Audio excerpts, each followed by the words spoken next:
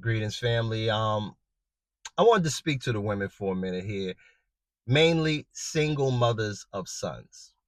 I was in a grocery store and saw a situation where a single mother, she had two sons, older boys, maybe 4 or 5 years old, had a 1 year old daughter. Boys were being boys, and she lost it. Just lost it in the grocery store, and she said unspeakable things to these children publicly. And I begged to ask the question, although I didn't engage this woman. It was a question I would ask all women. Knowing how you operate, would you want a woman like you for your sons when they grow up? And I want you to answer this question. Don't just say yes right off the top. I want you to think about three things. Think about your day-to-day movement and your decision making, the kind of atmosphere and environment you put your children in. Number two, I would say think of your relationship with men. What was your relationship like with your father?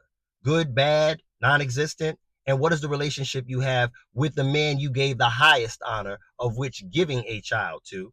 And last but not least, the way you speak to your children and the things you say to your children, which will ultimately affect how they think of themselves.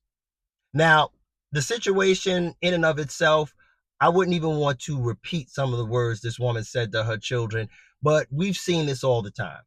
You can remember even watching movies like Boys in the Hood. You can remember and actually see parents that operated like Doughboy's mother. The way she spoke to her son, the kind of negative connotations and words she would speak over her son, the way she treated him. It's no surprise Doughboy ended up being the gangster.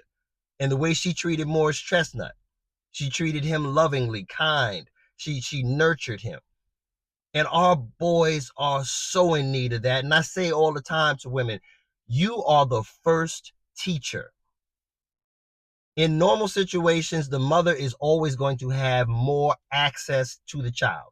Even if she's a full-time working mom, if she's a single mother, she's getting all but maybe 4 days a month with that child. And that's if the man has every other weekend, which usually ends up being the case, unless the man gets joint custody. But I want you ladies to answer that question. And don't just say yes or no real quick. Think about that. As a mother, as a woman, do you think you are the kind of woman you would want for your sons?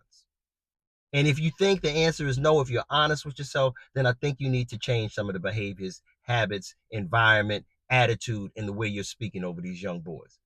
Because good women raise good sons, raise good children. Think about it.